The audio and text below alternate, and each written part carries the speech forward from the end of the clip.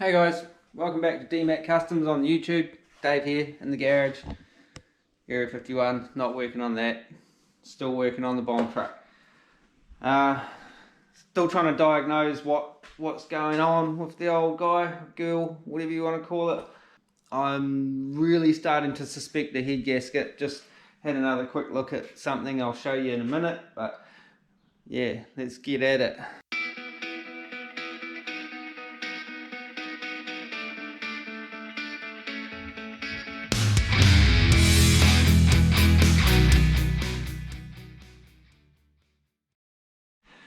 Okay, so if you're new here and you haven't seen the previous videos on the bomb truck, which is 1946 Chevrolet pickup truck, AK series or something like that.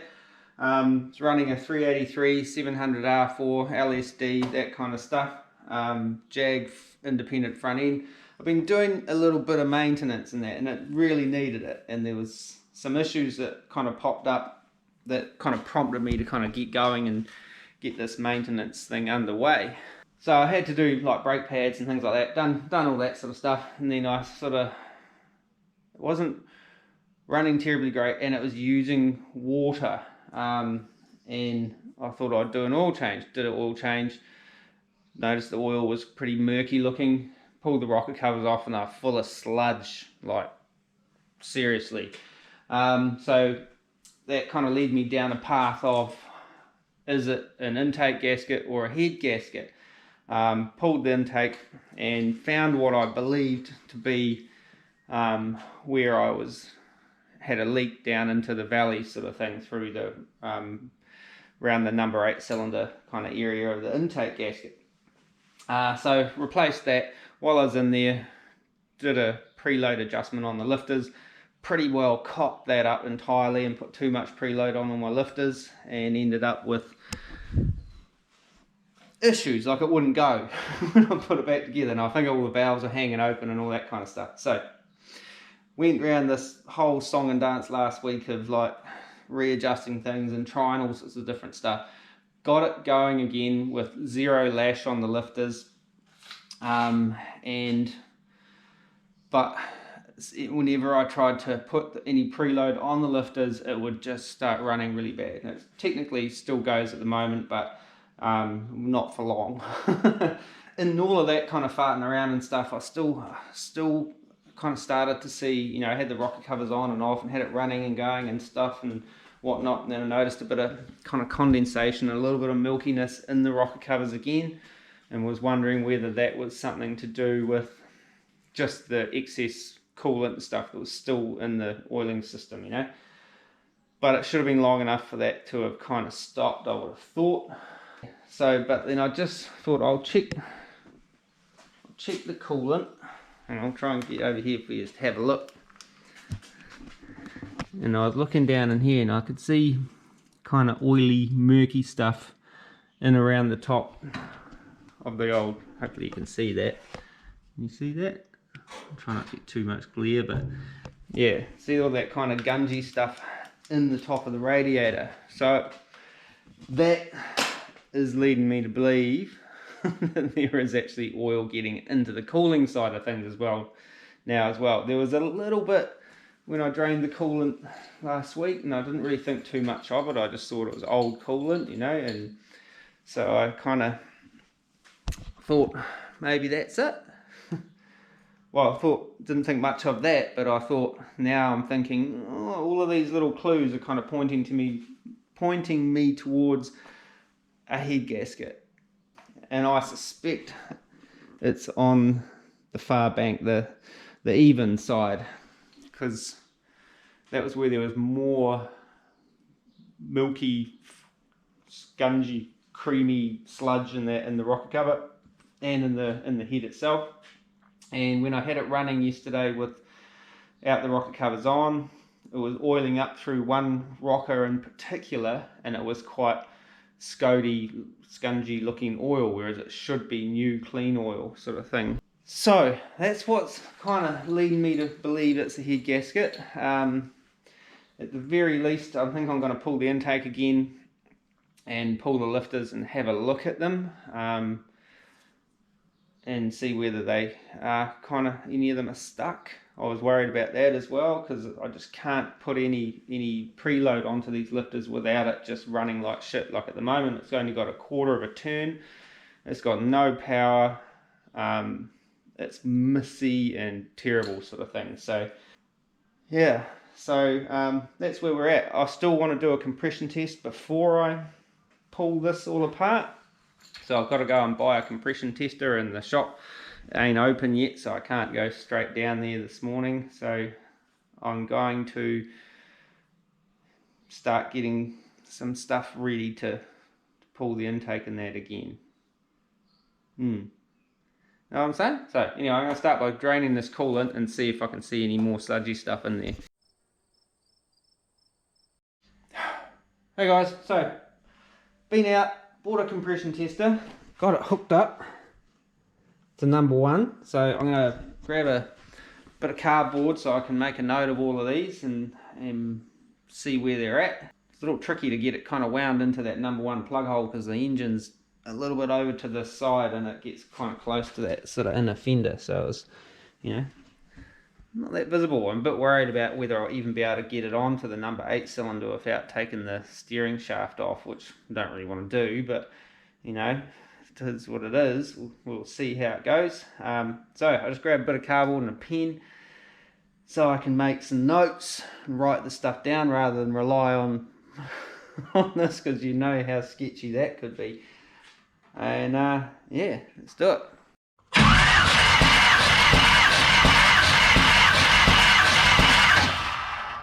So we're at, what's that, say 225, 224ish. Alright, do number 3.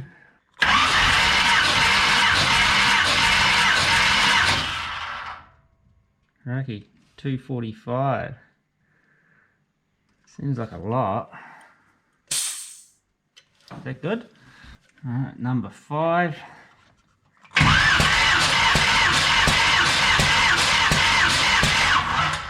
245 again. Number 7.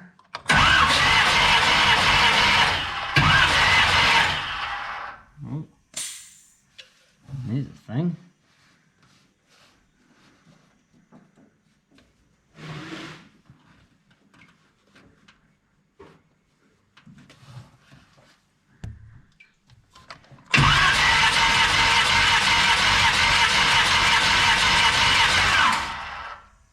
Look at that. It's only just over, I reckon probably about 115 on number 7. That's interesting. I might just make sure that's tight. Let's find a place. Yep. Try it one more time.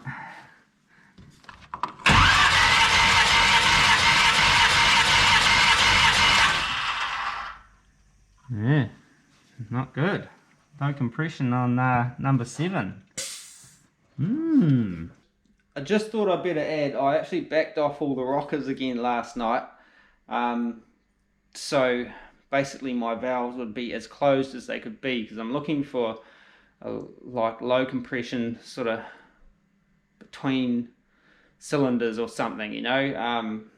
So I know it kind of gives me a rough idea of where to look when I take the heads off, which I'm pretty sure they're coming off now. So after that last reading, we're at, you know, 224, 245, 245 and 115. Weird. But yeah, about to do number 2, so let's do that one.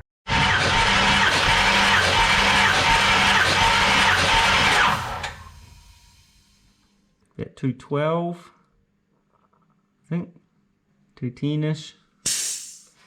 Alright, number 4.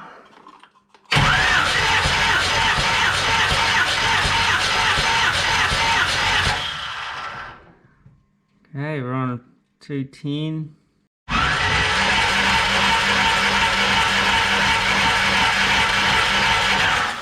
Whoa. 40 psi. Wow. I'm going to do that one again, make sure it's all, I have got, that's all tight.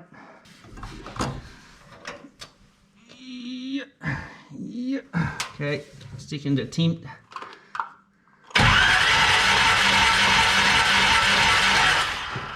Wow. Yeah, I think we might have a problem there, Houston. That one's, God, it's barely 40. Ew.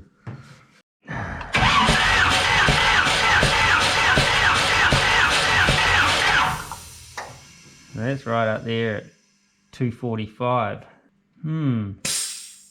So, just to recap, number 1, 224, number 3, 245, number 5, 245, number 7, 115. Red flag. Number 2, 212, a little low, obviously compared to some of the others. Number 4, 210, again a little low. Number 6, 40. 40?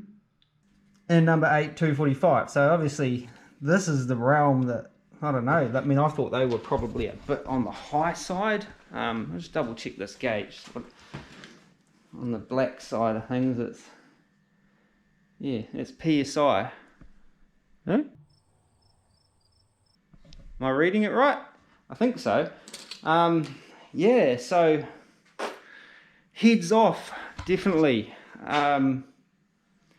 No bones about it. There's something serious going on around there. You know, obviously it could be, I could have bent a valve. I don't know. It looks like all the valves are coming back up properly. Like I could have bent a valve on number 6 because that was one of the rockers. I can't remember what was the exhaust or the inlet had a lot of play in it. And then when I did that first wind down, probably took that too far. My fault. But number 7, not sure about that.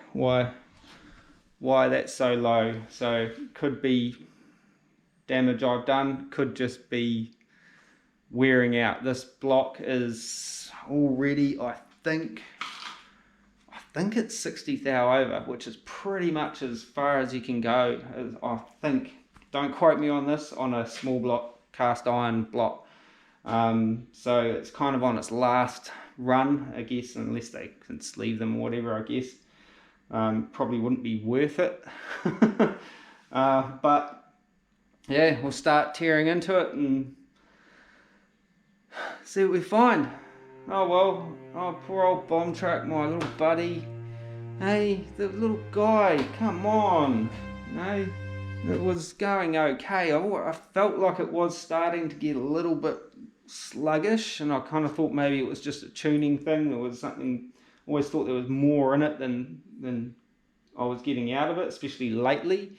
But this could be it. I mean, man, 40 psi on one cylinder, jeez, and that should be with the valves completely closed. But I'll get a better idea when we get the heads off anyway and see what's going on. I might have punched a hole in one of the cylinders. No, it wouldn't have held pressure if I punched a hole in it, but you know, yeah.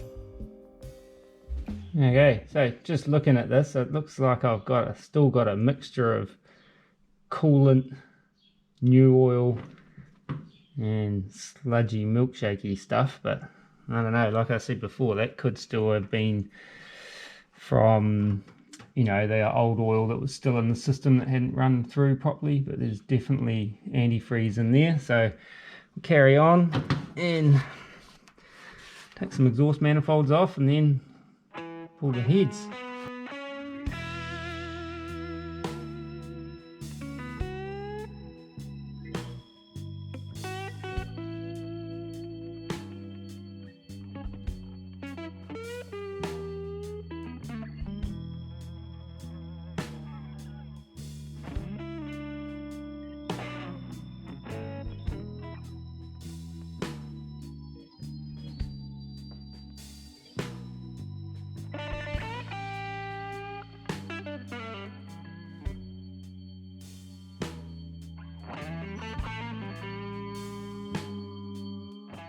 Alright guys, got both the heads off, as you can see, because they're gone. I ended up having to take that other manifold completely off on the other side, which is like about an hour's work. It's such a bitch.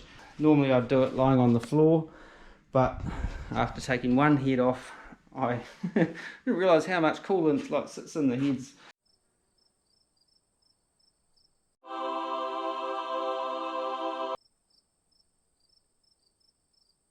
Until you break that seal, so had to mop up a bit of coolant that dropped into the cylinders just so I can sort of see. You can see some white marks and that on there. There they are sitting there. Can't see anything outstanding on that number 7 or the number 6 for that matter, those two that had the really low compression. There's no kind of bent looking valves or anything hanging down looking all twisted or anything. Can't really see anything jumping out saying, oh, sorry, blown head gaskets. A bit rank looking down the end there, but this is the one that had the low compression, the 40 psi, I think, from memory. Where's my, where my notes are. Yeah, sorry, magnetic thing. But yeah, so can I see anything on that side of the gasket? A lot of oil and crap there. It's hard to tell, like once you relieve the pressure and then spill coolant all over the place, exactly what's been going on. I was kind of hoping for a really extravagant, you know, outlandish looking head gasket blow or something that would kind of help explain what's been going on in here. So I don't know. Making a mess of this truck, man. I need to actually push it out of the garage now and try and clean up some of the coolant and stuff I've spilled all over the floor. But yeah, it's sort of, again, there's nothing really jumping out and saying this is where the problem is, you know. Yeah.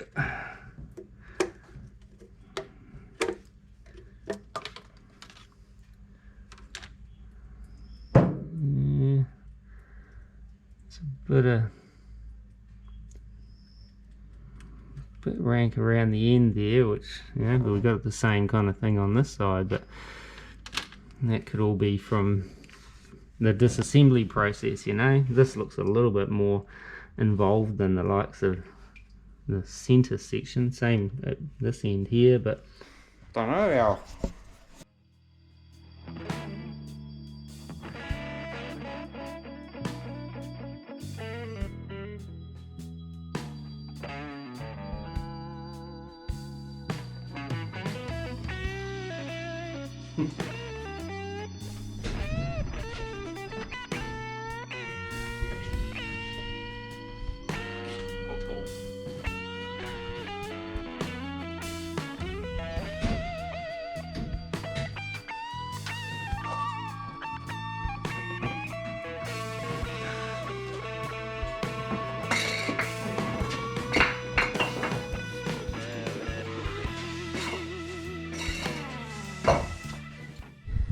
Hey, just having a bit of a clean up and a bit of a look-see at some of this stuff. This is number 6, which was running at 40 pounds, so basically no compression.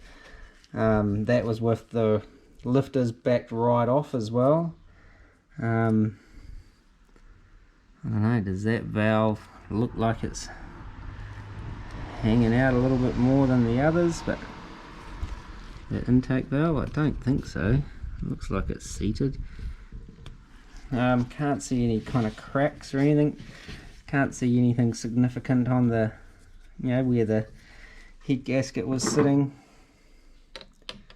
You know, it was, can't remember which way it went now. That way. So, looking at it from this side, it doesn't seem to be anything, any kind of major blowout or anything, kind of between a water gallery or oil gallery or anything. So I don't know what's caused that. Could be rings, something along those lines, I don't know. The other side, much the same around that number 7 cylinder. Still just looks, you know, kind of much the same. Look quite normal looking, but I would think, I can't, I'm missing something, which, let's face it, could be highly likely. I can't really sort of see anything. Can't see any significant kind of marks down here around the number 6 either. Anything that looks like it's sort of blown through. Could just be a, you know, could be the gasket still, like, you know, let go.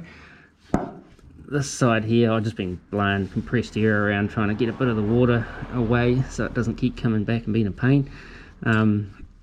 This side here, on around the number 7, that was at 110 on the compression test, so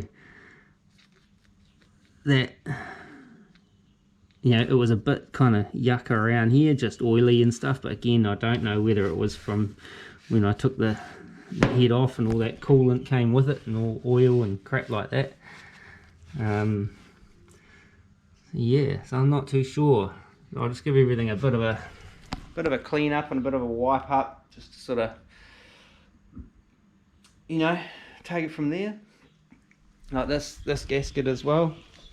This gasket here, again, I can't see anything around the number 7 area other than it being a bit, you know, manky and a bit oily and stuff, but that could be just it. That could be, you know, where it was softened up and not sealing proper, you know, so who knows.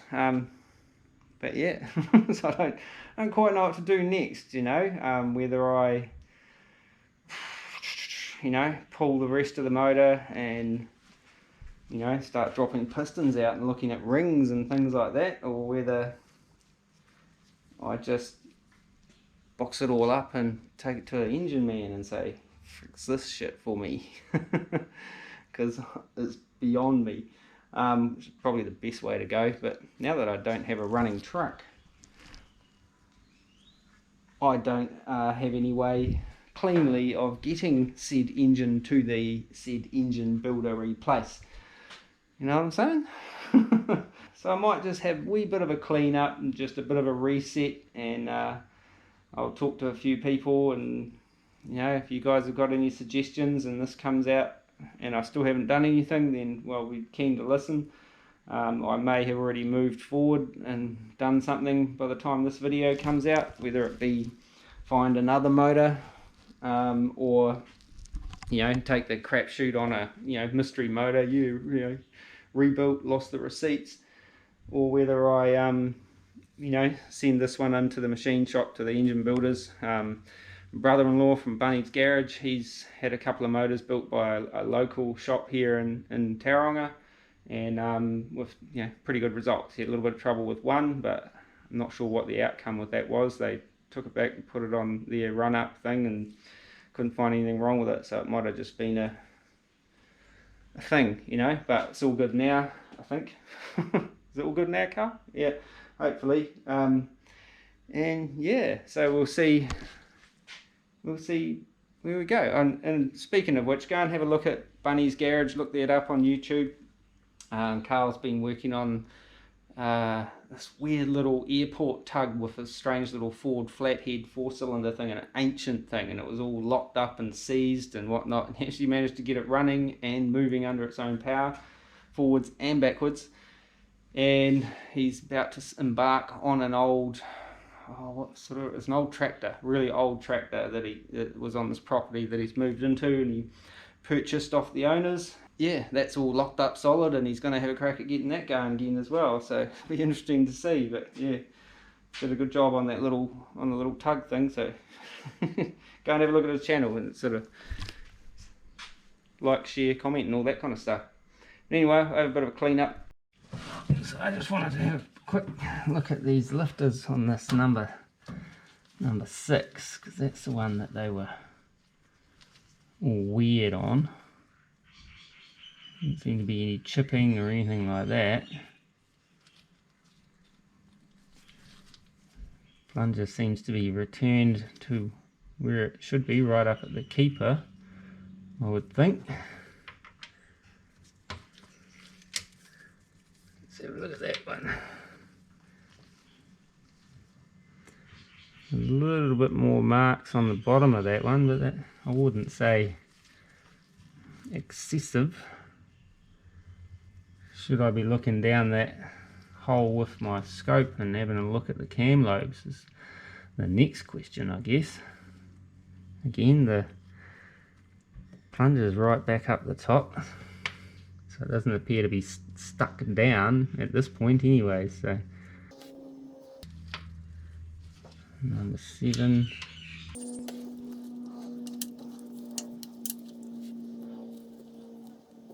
That will look to be pretty no significant damage or anything. There's a bit of wear in that obviously, but I don't know how old all this was when I got this motor. But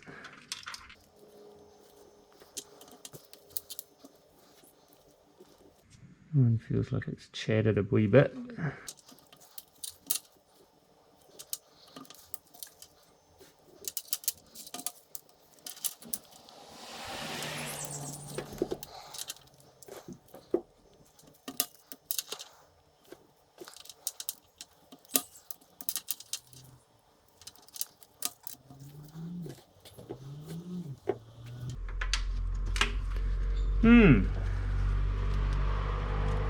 Did I do them all? I'll do that.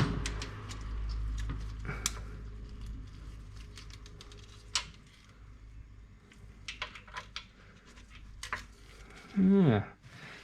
I don't know. I mean, I can't see anything obvious with those lifters, but again, not an expert. You know, if I saw some sort of real obvious damage. Actually, that one there. Is that low? Yeah, that one there. See, that one's not come back up properly. That's number 7 on the old 7 on the exhaust. So yeah, look at that. Well, that's the thing. So that one's down. But that's that one is too. Yeah, so that one there's down. It hasn't returned. It's not fully pumped up. So there's a couple down, but not the ones I thought there would be. Okay. So, put some tools and stuff away, and I've got all my parts all kind of laid out here, and all the bits I've taken off and whatnot. And as we went through those before, and had a look-see before, and couldn't really see anything significant or, you know, jumping out going on, if you know what I mean. Like, you think, there it is. The only thing that I have really seen is, you know, that lifter is down, like the plunger's still down, and same with that one. The rest all seem to be, you know, returned to where they're supposed to be. You know, vice grip hand thing. The other thing I've noted is that the bores, there's a bit of wear on the up and down. Can still see cross hatching and stuff on some of them. This one here's got weird marks in it. I don't know what that's about. You can still see cross hatching there, but you can definitely see wear marks on all the bores that you can see as it sits at the moment. Some cross hatching, some wear marks, you know, so to be expected, I guess. It's not a brand new motor, crikey. Currently it's at 60 thou over. You can see it on these pistons here, which is true to what I was told when I bought it. It was 60 thou over, but you know, that didn't really worry me at the time.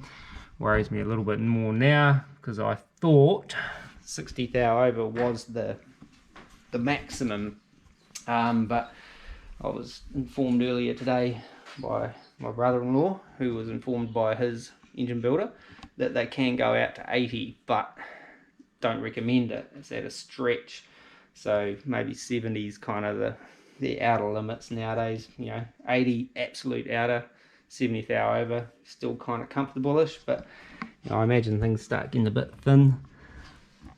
But yeah, you can see on that cylinder there, there's some up and down marks in there. Can't feel them, but I can. Actually, is that a crack? I can actually feel something there. Yeah, I can feel it.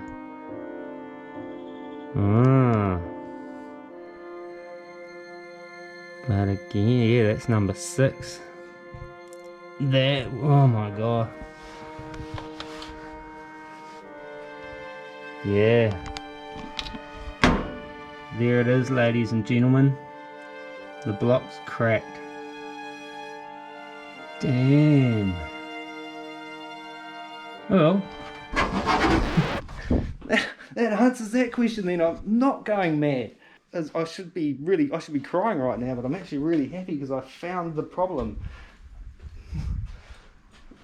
I'm going to get my disco lights.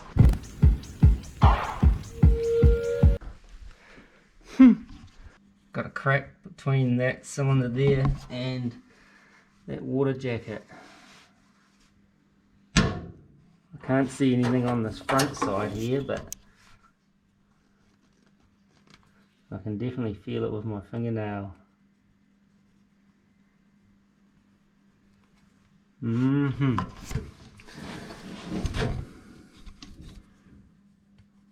Yeah, no, I can definitely feel it. Yeah, oh yeah. There you have it, folks. Well, I'll have to have a little ponder now and think about what I'm going to do to get the old bomb truck back up on the road. I'm happy I found it, but I'm sad that it's that broken. But anyway, I'm going to leave this episode at that. It's probably going to be really short by the time I edit it up. So if you haven't subscribed already, hit the button down there somewhere. Subscribe, like, share, comment. Let us know what you think and all that kind of stuff. Anyway, yeah, like I say, thanks for watching, and until next time, take it easy and peace.